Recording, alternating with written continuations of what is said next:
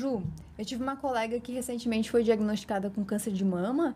Ela foi uma nutricionista e adequou a alimentação mais específica para a melhora do câncer. Será que isso tem relação?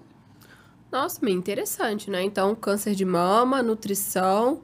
Será que faz sentido? Será que vai melhorar a resposta dela ao tratamento? Vamos descobrir.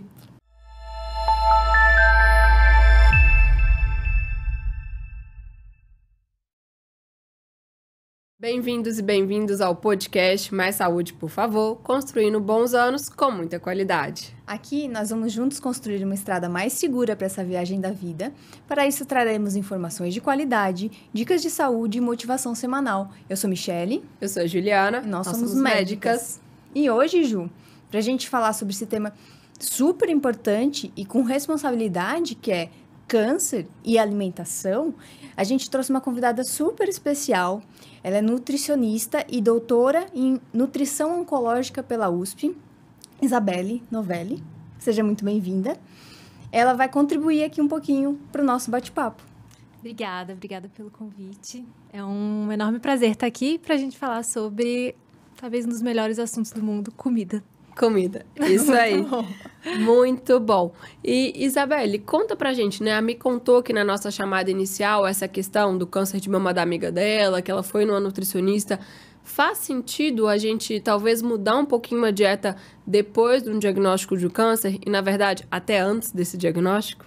O acompanhamento nutricional, ele é importante em todos os momentos da doença, tanto para a prevenção, durante o tratamento e para garantir uma melhor sobrevida para esse paciente. Tá. Durante o tratamento, a gente já tem alguns estudos que mostram que você mudar a sua alimentação, mesmo depois de um diagnóstico, isso colabora tanto para maior eficácia desse tratamento, como para a gente ter desfechos mais positivos em relação à mortalidade relacionada ao câncer. Então, o que eu digo para os meus pacientes, independente do momento que eles chegarem numa nutricionista para melhorar a alimentação, para tirar dúvidas, isso sempre vai ser positivo. Sempre há hora de mudar. Ótimo. Excelente. E realmente existe uma relação documentada entre a sua alimentação e o desenvolvimento de alguns tipos de cânceres? A gente tem, especialmente quando a gente está falando de padrão alimentar. Então, nunca relacionado a um único alimento. Mesmo aqueles que a gente tem correlações mais fortes, o padrão alimentar ele ainda é superior a um único alimento ou alguma coisa que você faz de forma de exceção. Não tem um alimento dieta. que é super vilão. Por exemplo, o pessoal fala assim, o açúcar é vilão. Ou, por exemplo, sei lá, a carne vermelha, a carne vermelha. processada. Dependendo como isso entra no seu padrão alimentar, pode entrar dentro de uma dieta saudável, dependendo da quantidade, da forma que você come, dos outros alimentos. Isso pode sim entrar dentro de uma alimentação que a gente diz saudável e um padrão protetor para o câncer.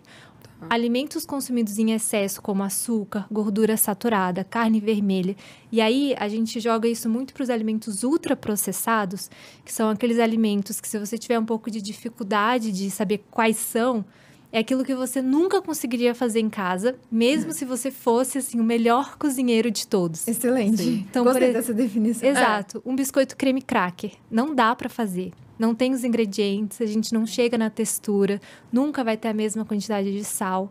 Então, esse alimento ele já é ultraprocessado. E esse padrão alimentar com o consumo excessivo de alimento ultraprocessado é o que está relacionado com a maior chance de você ter um câncer. E eu acho legal trazer que a alimentação tem tanta relação com o câncer e populações específicas têm cânceres específicos. Se a gente for ver a população japonesa, é uma população que tem muito câncer gástrico, não é? E está muito relacionado com o tipo de alimentação dos japoneses. Exato, é uma alimentação... A alimentação asiática, ela está muito associada com proteína animal frita. Então, existe um alto consumo de frango frito na Ásia, o que é ruim para a saúde gastrointestinal como um todo. E o consumo excessivo de sódio. Do shoyu, né? Exato, que é algo que justifica esse aumento de câncer gástrico também. É um dos principais fatores de risco. Tanto que eu vi um estudo que falava assim, por exemplo, pegou asiáticos, que vieram para a dieta ocidental e mesmo nascendo lá, né, tiveram padrão e prevalência, né, de cânceres diferentes do que se eles estivessem lá no Japão, né? Esse é um desenho muito, muito clássico. Existe uma corte aqui no Brasil que estuda descendentes alemães, que a gente vê também essas diferenças de doenças. Tem esse estudo, eu não sei se é o mesmo, mas nos Estados Unidos, que vêm imigrantes da Ásia e são padrões de doenças diferentes, né? Sim. Legal. E aí, indo para esse lado, né, a gente fala muito da obesidade hoje em dia, que está muito em alta. E a gente sabe que a obesidade está linkada a vários tipos de câncer, né? Eles falam até em 13 tipos de câncer. O que, né, fala um pouquinho mais sobre a obesidade, os riscos de câncer, quais são os principais relacionados e por que será que o indivíduo obeso tem mais risco de ter câncer? Sim, a gente relaciona com muita clareza todos esses tipos de câncer. Se a gente fosse elencar aqui, talvez, top 5, a gente pensa em câncer coloretal, câncer de mama e próstata, câncer de pâncreas também é um que está muito relacionado. E a gente tem algumas evidências de alguns cânceres hematológicos também, relacionados com excesso de peso, não só os tumores sólidos. E cânceres hematológicos aqui a gente falaria em leucemia, pessoal, linfoma, né? Então, nas mulheres, principalmente câncer de mama, câncer de endométrio e até no homem o câncer de próstata também está linkado aí com essa questão da síndrome metabólica, da obesidade. Então, faz muito sentido quando a gente fala de prevenção, a gente cuidar da nossa alimentação para prevenir o câncer, né? No seu doutorado, você estudou muito câncer de mama. Conta um pouquinho pra gente, assim, sobre isso, sobre câncer de mama em específico. O que você procurou, o que você achou? O que a gente viu no meu doutorado? A gente procurou alguns marcadores metabólicos que estavam presentes em mulheres com câncer de mama e a gente pareou com mulheres que não tinham diagnóstico. Então, a gente observou que essas mulheres, apesar delas serem similares em relação a sobrepeso ou obesidade, existia um aumento de marcadores como IGF-1, que é um fator similar à insulina, ou seja, um fator que faz com que a célula cresça, prolifere mais, própria insulina, colesterol. Então, a gente viu que mesmo nos pares, essas mulheres com câncer de mama ainda estavam um pouco piores metabolicamente. E aí, eu acho que vem uma questão de ovo e galinha que não foi muito bem elucidado. Quem vem primeiro, Quem vem primeiro? O câncer desorganizou metabolicamente essa mulher ou... por algum motivo, essa desordem metabólica fez com que ela tivesse um maior risco de desenvolver câncer. É muito interessante essa relação com a insulina, né? Que a insulina é um hormônio liberado pelo pâncreas com relação a quando você come carboidratos, né? E aí, quanto maior a quantidade de insulina, mais a sua célula se multiplica, porque ele é um hormônio do crescimento. Por isso então, que na criança ele tá alto, né? Exato. Então, assim, o câncer, ele é uma célula que cresceu. Então, tem muita relação com isso, né? Claro, tem que ter estudos, essas coisas assim. Mas a relação fisiopatológica, né? A relação causa e efeito, assim, é isso, né? E existe uma relação muito, muito clara entre excesso de insulina e a proliferação celular, especialmente do câncer de mama. E o que incomoda um pouco, eu acho que quem tá na prática, é que o que é um excesso de insulina que a gente vê nos estudos? Números acima de 8 já são preocupantes. E é algo que é muito dentro da referência. Muito. E a referência aqui, na verdade, quando você vai falar, é de 2 a 20. E aí o paciente chega lá pra mim, mas minha insulina tá 18, tá dentro do padrão. Eu falo, não. Essa insulina tá muito alta, já começa a ter uma resistência.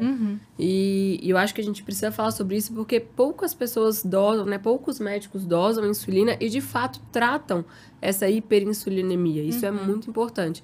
Indo para esse lado da nutrição, como que a gente trata essa insulina alta, essa síndrome metabólica, para evitar o surgimento do câncer? Maravilha. Para a gente conseguir ter uma redução dessa insulina, a primeira coisa que a gente precisa pensar é onde que eu tô comendo esse excesso de calorias que está gerando esse pico. Então, eliminar os alimentos ultraprocessados ou reduzir o máximo possível é o primeiro passo para isso. Então, pelo menos, assim, no máximo 10% de alimentos ultraprocessados da dieta é o que a gente tolera. Do resto, alimentos da mercearia. Então, frutas, vegetais, queijo, leite, tudo isso não tem problema nenhum. Ótimo. Outro ponto importante é aumentar o consumo de fibra. Então, sempre que você puder escolher algum cereal que tem fibra associado, como um trigo integral ou como, por exemplo, arroz integral. Isso é bom para o seu corpo. Comer feijão todos os dias é algo que aumenta absurdamente o nosso volume de fibra do dia. E tentar comer frutas e vegetais na porção adequada, isso seria mais ou menos 5 porções por dia, junto com a casca, né, o bagaço. Isso faz muita diferença. A gente estava falando um dos episódios agora sobre fibra para modular a microbiota. Então, a gente fala assim, 22 gramas de fibras, mais ou menos, é o que a gente precisa comer. Então, feijão, frutas, né, 4, 5 frutas ao dia. É mais difícil de a gente comer no dia a dia, mas tem que incluir. Eu ouvi uma frase que eu quero falar aqui que é muito legal, porque ela é uma virada de chave. As pessoas falam assim, mas eu vou ter que tirar tudo da minha alimentação. Não, você não vai ter que tirar, você vai ter que incluir. Eu vou dar um exemplo pessoal. Aí eu vou abrir aqui um pouquinho da minha vida. Eu tenho doença celíaca. Para quem não conhece, doença celíaca é uma doença que você tem uma hipersensibilidade ao glúten. O glúten que está no trigo, que está no centeio, que está na cevada. As pessoas sempre me perguntam, e o que você come? Comida, eu como de tudo. Tudo. Eu tenho uma alimentação que eu incluo fruta, verdura, cereal, grãos, folhas, carnes, leites, laticínios. Eu como tudo. Eu só não como trigo. E, as pessoas pensam assim, eu vou tirar meu pão, o que vai acontecer com a minha vida? Mas, assim, você vai incluir. Eu acho que essa mudança de mindset, essa virada de chave é muito boa, porque eu tenho uma impressão, pessoal, assim, que as pessoas pensam, lá vem mais alguém falando sobre alimentação e que eu vou ter que tirar a minha dieta, que eu como aqui. Não, você vai incluir alimento. Sim. É muito melhor. E eu quero deixar um recado aqui para quem está ouvindo, que comer pouco não é comer bem. Muito bom. Esse ponto também é interessante, né? Você tem que ter uma alimentação variada, uma alimentação rica em fibras. É aquilo que a Michelle falou. Gente, não é tirar, é você fazer ali seus alimentos com aquilo que você compra. É só você pensar. O prato do almoço. O prato do almoço a gente tem que ser grande. Você tem que nutrir o seu corpo também. Não é que é pra você comer em excesso. Mas se você fizer aí 3, 4 boas refeições por dia, você tá muito bem nutrido. E a gente fala muito da dieta divina, né? Foi Deus que fez? Não. Então, não foi Deus que fez o sonho, lá, o biscoitinho da padaria. Então, se não foi Deus que fez, não coma, gente. É fruta, verdura, vai na feira, prepara a comida em casa. Isso é bom demais. E isso, teoricamente, era o básico que não tá sendo feito. Como nutri? Fala pra gente, assim, um geralzão de uma boa alimentação que previne o câncer. Se você fosse orientar um paciente padrão alimentar. Tá. Então, assim, o que come no café da manhã, no almoço, no jantar? E aí, até um ponto aqui, é que muita gente fala de leite, derivados e tudo. Você acha que... E aí? Qual que é a história do leite na jogada? Assim, abre o seu coração. As meta-análises recentes, elas falam que é mais importante o leite que você usa, assim, ser um leite gorduroso, do que exatamente o leite ser um alimento ruim. Então, se você consegue usar um leite com um pouco menos de gordura, ou está exposto a menos gordura que vem do leite, creme de leite, requeijão, isso é positivo. E se você consome esse leite fermentado, como, por exemplo, um iogurte natural... Melhor ainda, isso é bom também. Então, ótimo. O problema do leite é que é um alimento que está 100% vinculado à saúde da vaca. Por isso que os estudos são tão diferentes. Então, se você tem uma vaca que é adoecida, que vive para dar leite, que fica ali com mastite, antibiótico... ocitocina, aí é muito ruim. É um leite que não vai ser tão bom, mas se é um leite um pouco melhor... Então, assim, a conclusão do leite hoje... a gente não precisa tirar de ninguém que já consome, porque ainda é uma fonte importante de cálcio. Tem toda uma questão de disponibilidade. A gente tem outras fontes vegetais que são muito boas, mas para a nossa população geral ainda é uma excelente fonte de cálcio. Então, não tem que retirar, a gente adequa a quantidade, a gente adequa o tipo. E para quem não consome, tem outras formas da gente ter vitamina D, cálcio, vitamina K, todos os nutrientes que a gente encontra no leite. Ótimo. E aí, no café da manhã, o que a gente come? No café da manhã. Então, o que é importante a gente ter no café da manhã? Uma boa fonte de proteína. E aqui a gente pode pensar em queijo branco, ricota, ovo. A gente pode pensar em proteína em pó, em alguns casos, né? Whey, Iogurte, whey, colágeno. Proteína bovina, né? Que a gente chama de beef protein. Sim. Tem que ter uma fonte de carboidrato, isso é importante. Nem todo mundo gosta de comer pão, mas pode ser um pão. Pode até ser pão francês. A maioria das vezes isso entra super bem. A gente pode pensar também em... Uma fruta, né? Sim, mas pode ser também, assim, batata doce, cuscuz... Pra gente modular um pouco a quantidade, mas tapioca... Lá na minha região, a gente às vezes comia aipim, macaxeira. Aipim, exato, exato. No café da manhã, umas coisas E assim. é bom no café da manhã, porque te dá energia, né? O carboidrato, Exato. a melhor hora pra comer, eles falam que é pela manhã, né? É uma ótima opção. Se der pra Ótimo. colocar uma fruta, é uma boa opção. E também algum tipo de semente, Sim. vale muito a pena. Castanhas. Semente, castanha. Ótimo. Isso já seria um bom café da manhã. E tá tudo bem tomar uma xícara de café ou um chá também. Sim. Isso não vai fazer mal pra sua saúde. E aí, falando, eu até vi, né, no seu Instagram, que você compartilha algumas dicas sobre alguns suplementos que podem ajudar a imunidade, né? Vi você falando de vitamina D, zinco, ômega e o resveratrol, que eu acho que esse quarteto eu sempre gostei bastante dele. Então, fala um pouquinho pra gente, um pouquinho de cada. Claro. O ômega 3, ele é um suplemento que a gente usa na prática clínica, mas eu vou dizer aqui que ele é mais um complemento à nossa alimentação. Então, não há, pelo menos na nossa alimentação básica, uma boa fonte de ômega 3. Nem o salmão, que hoje é Criado de em cativeiro. É de cativeiro. E muitas vezes é alimentado com soja. Então, o que faz o ômega 3 do salmão é a alga que ele consome. Então, não adianta a gente também... Alga, que ele É alga, consome. exato. É alga que fica no fundo do mar. Que Que a não... gente come tilápia pintada. Exato. Então, assim, não é o caso da gente ter ômega 3. Tilápia pintada. Então, para muitos pacientes, é um dos únicos suplementos que eu deixo a muito longo prazo, porque a gente Legal. só está complementando o que já deveria ter na alimentação. O ômega 3 é um ácido graxo essencial, então tem que ter na nossa alimentação. A vitamina D, a gente tem muita dificuldade de chegar a níveis ótimos, então acima de 30, né? Sol, dia a dia, filtro solar, que são muito importantes a gente usar, impedem que a gente chegue nessa dosagem. Então, para a imunidade é excelente.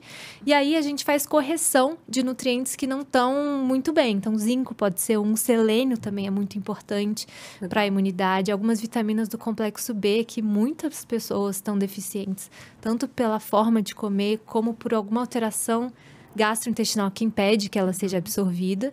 E aí a gente vai ter todos os compostos bioativos que são muito essenciais também para a imunidade. Resveratrol, a gente pode pensar em coenzima Q10. A gente tem alguns momentos, assim, para ajudar em cicatrização, arginina, que é um aminoácido. Então, assim, aí a gente tem um leque gigante de suplementos que a gente pode lançar mão, mas sempre prescritos, né? E sempre por um médico, por um individualizados, né? nutricionista. Porque senão você vai acabar jogando dinheiro fora, porque tem que ter a qualidade daquele suplemento, a quantidade que você precisa e ver o que você precisa. Porque se a gente for na farmácia comprar todo o suplemento lá que o farmacêutico, nada contra os farmacêuticos, tá, pessoal? Mas que o pessoal da farmácia tá vendendo, a gente vai ficar doido. Vai gastar muito dinheiro e muitas vezes não vai ser o adequado. Por isso, dessa importância de ser individualizado, né? E no caso do tratamento oncológico, ainda tem o maior risco de ter interação com os remédios quimioterápicos, imunoterápicos. Então, antes de qualquer uso de suplemento durante um tratamento ou até durante uma polifarmácia, precisa ser feito um estudo de interação droga-nutriente. Porque não é porque é natural, vai fazer bem nesse momento. Às vezes tem interação com os imunoterápicos. Tem muitas né? interações, muitas interações. E assim, você comentou... Vou puxar de novo lá, porque os pacientes sempre perguntam o que come no café da manhã, come no almoço, come no jantar. Você falou bem do café da manhã, que geralmente as pessoas têm um café da manhã muito pobre, né? Então, você incluiu muitos alimentos, né? Você aumentou a alimentação daquele paciente da manhã, né? E no almoço e jantar, o que você geralmente recomenda? Muito parecido? O que você fala? Assim? No almoço, o suprassumo é a gente conseguir comer arroz e feijão todos os dias. Sim. Eu vejo muitas pessoas no meu consultório que perderam esse hábito, não gostam de feijão, é difícil de fazer, não sabe como fazer, então... Seria muito bom a gente resgatar isso de volta. O feijão é um alimento, assim, incrível. Feijão, grão de bico, feijão preto, carioca, o vermelho, o jalo, todos os feijões. Arroz, se desse para ser integral é uma boa, mas um arroz branco, que a gente consegue colocar uma cenoura, um brócolis, já faz uma excelente inclusão de fibras na nossa rotina. E aí, a gente vai querer uma boa parte desse prato de vegetais, e Sim. aqui a gente chama de hortaliças, legumes, cru, cozido. Tem gente que gosta de mais de cru, tem gente que gosta mais de cozido. E aí a gente pensa em uma porção de mais ou menos, um pouco menos de 1/4 desse prato, de alguma proteína animal. Aí aqui pode ser ovo, peixe, frango, carne bovina, suína ou alguma proteína vegetal. E aí são os feijões, basicamente. Então, aqui a gente pode colocar mais lentilha, mais grão de bico, tofu, soja. São excelentes opções. E uma sobremesa de fruta. De fruta, para aumentar a quantidade de fibra. Exato, para arrematar. E carne vermelha, você orienta Pois é. restrição? Para os pacientes com câncer em tratamento, você acha que faz sentido a gente restringir um pouco a ingesta de proteína animal? Depende, porque ao mesmo tempo, durante o tratamento oncológico, existe um quadro muito grave de anemia e algumas dessas anemias são ferroprivas, ou seja, são por falta de ferro e a carne vermelha é a fonte principal de ferro na nossa alimentação. Sim. A OMS recomenda 500 gramas de carne vermelha por semana, de carne cozida. Talvez para alguns países isso seja muito, para nós aqui no Brasil é muito pouco. É isso que eu tô pensando. É Meu muito marido pouco. come pelo menos, sério, 1 quilo, eu acho, de carne por semana. Então, durante o tratamento, o que eu recomendo é a gente ir tentando incluir novas fontes e reduzindo aos poucos para que não seja uma coisa agressiva. Eu acho que sobre a alimentação nesse momento do tratamento, mais importante é a gente também ter um olhar empático de que qual é o tamanho da alimentação, quanto que isso vai afetar a vida do paciente, da pessoa que está ali na sua frente. E essas grandes restrições, elas causam um peso muito grande, assim. E acaba perdendo muito peso, perdendo força, né? Exato. E a Então, gente talvez faça mais sentido adequar ali aquilo para cada paciente, né? Mas restringir um pouco, eu acho que faz sentido, né? Exato. Se for muito, e aí se a pessoa não consegue restringir, a gente orienta jeitos de fazer. Então, a carne que ela é feita na forma de churrasco, que é um jeito de defumar a carne, ou quando ela é grelhada em altas temperaturas, quando a gente joga ela numa grelha, numa temperatura muito alta, isso aumenta a produção de compostos carcinogênicos da carne. Então, fazer ela interessante. assada ou cozida, assim, uma carne de panela na pressão, é bom. Às vezes a gente fica só grelhando o bife, achando que tá arrasando na dieta. Pois é. Então, legal, melhor assim, cozinhar, né? a 500 gramas de carne vermelha, mais ou menos por semana. Isso. E a forma de preparo é importante também. Então, evitar preparos que você torre a carne, Exato. né? Que você deixe ela muito grelhada, muito queimada, porque isso aumenta a produção de Compostos Compostos carcinogênicos. E carne vermelha, bovina e suína. Isso é uma Bovina e dúvida. suína. É. Ótimo. Interessante, porque a gente nem cita tanto a carne suína. Suína. Exato. né? E às vezes, alguns cortes de carne suína, às vezes quando a gente faz, fica branco. Branco, Então isso, tem essa fica- dúvida. Mas é carne vermelha, pro OMS, é alguma carne de mamífero.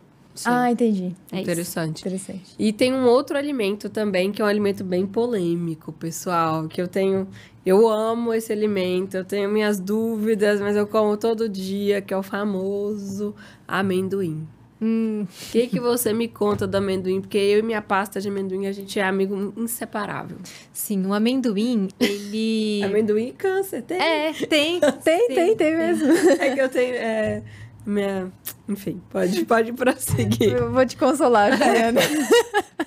Olha, ano passado, no final do ano passado, eu viralizei um vídeo sobre amendoim e câncer hepático que bateu 3 milhões de visualizações. Mentira. E eu apaguei, porque foi demais, assim. O hate pelo amendoim, ele foi excessivo. Nossa, será que a gente vai fazer um hate Pelo amor de Deus. amendoim aqui? Então, assim, para todos que acompanharam A saga, a saga do amendoim, tem um destaque no meu Instagram escrito amendoim, onde Sim. eu me explico mais. Mas existe um fungo que cresce no amendoim e ele cresce em outros cereais, porque vai depender muito da forma que armazena. Mas por que no amendoim chama tanta atenção? Porque diferente de um cereal como arroz, o amendoim ele tem aquelas duas bandas. Sim. E naquele espaço que fica quentinho, escuro, é Cresce excelente para o fungo crescer e não para o fungo visível, para a toxina do fungo que se proliferar.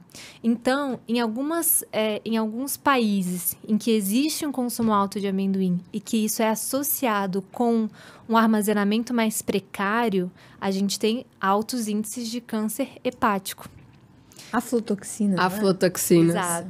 Exato. E aí, qual que é o ponto? Aqui no Brasil existe um selo que chama Pro Amendoim, Abicab. Da Abicab, exato, que garante, que faz uma auditoria própria de que a gente vai testar esses amendoins e ver se tem uma contaminação com fungo ou não. Então, uma vez que a gente consome com esse selo, a princípio a gente está consumindo um amendoim seguro. Interessante. Tá. Então, posso continuar com uma colher de amendoim? Claro, com certeza. Meu pré-treino. Com certeza. Aliviou seu coração. Aliviou meu coração. Aliviou sua angústia. Acho que aliviou a angústia de muitas pessoas aqui que estão nos vendo e nos ouvindo. Mas cuidado com o excesso de amendoim, pessoal. Porque além de ter muita gordura, pode ter essa aflatoxina aí. Exato. Então, sempre procurar o selo Abicab. E aqui não tem nenhum conflito de interesse, né, pessoal? Por favor, a gente Nunca não teve. tá recebendo. Tá. E tem uma coisa muito específica agora do câncer. Assim, quem é diagnosticado com câncer, que vai passar por um tratamento de quimioterapia, rádio, perde apetite, fica com náusea, fica com mucosite, que é aquelas inflamações da mucosa, fica ruim de engolir.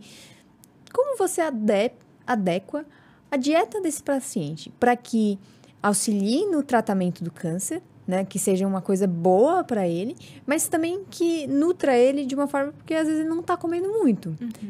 É um desafio. Como você faz isso?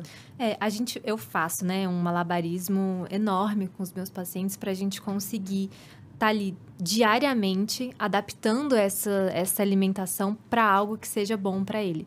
Como tudo na área da saúde, começa com uma boa anamnese. Para você entender o que o paciente gosta, o que ele não gosta, o que é o alimento de conforto, o que ele não come de jeito nenhum. E aí, a partir disso, a gente vai construindo uma alimentação em que, quando ele vem a ter todos esses sintomas, ou algum desses sintomas, a gente consiga fazer adaptações. Então, para náusea, a gente vai recomendar muitos alimentos que não sejam muito quentes, porque o vapor incomoda.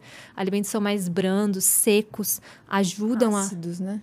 Ácidos, exato. Então, limão, hortelã, gengibre, são os 3 alimentos mais importantes para a gente controlar a náusea no paciente. Então, tudo que for mais sequinho, às vezes pensava comer uma sopa, é o pior alimento para náusea.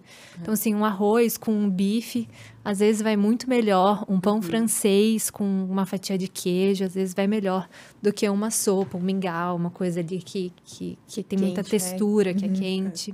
Para mucosite, a gente adapta textura, né? E a gente tira tudo que seja muito picante, condimentado. Isso é importante também. Muito duro também, muito duro, torrada. Exato. Coisa muito seca, assim, né? Aí já é quase o outro lado da dieta para náusea. É o oposto, né? Vai bem o mingau, né? Vai bem... por isso que é muito mas não muito individual, quente né? também, né? Então vai... E aí a gente vai modulando diarreia, constipação, a gente vai modulando falta de apetite. Falta de apetite, de longe, é o efeito colateral mais difícil da gente modular. As pessoas perguntam, doutora, tem uma vitamina para falta de apetite? Infelizmente. Infelizmente, não. E não tem nem remédio para falta de apetite. Essa é a verdade, assim. São muito limitados qualquer tipo de medicamento, hoje em dia, pra gente estimular o apetite. Essa falta de apetite, ela vem de uma inflamação que lembra muito uma intoxicação alimentar. Então, como o quimioterápico vai agir ali, inflamando essa célula de todo o trato gastrointestinal, ele manda uma sinalização realmente de, olha, porque eu preciso cicatrizar. Como se fosse uma toxina de uma bactéria. O problema é que acontece por muitos dias, e quando ele está se recuperando, a gente vai lá e coloca mais um pouco. Então, uma alimentação anti-inflamatória, num caso como esse, é a chave para a gente conseguir reduzir esse sintoma. Então, a gente conseguir oferecer fruta, vegetal, água, para a gente hidratar essa célula. Não só hidratar o paciente, rim, a gente precisa hidratar o trato gastrointestinal desse paciente. Só assim a gente consegue tirar ele ou reduzir um pouco todos esses desconfortos. Legal. Acho que uma frase também muito legal, que é importante das pessoas saberem, que o pessoal pensa, câncer, qualquer outra doença, é remédio, né?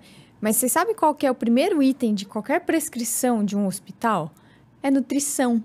Então, assim, se a gente não adequar a nutrição, tanto para prevenir as doenças, como a gente falou, tratar, né, de microbiota, quanto para tratar e apoiar o paciente ao longo dessa jornada do tratamento do câncer, a gente não consegue ter tão bons resultados.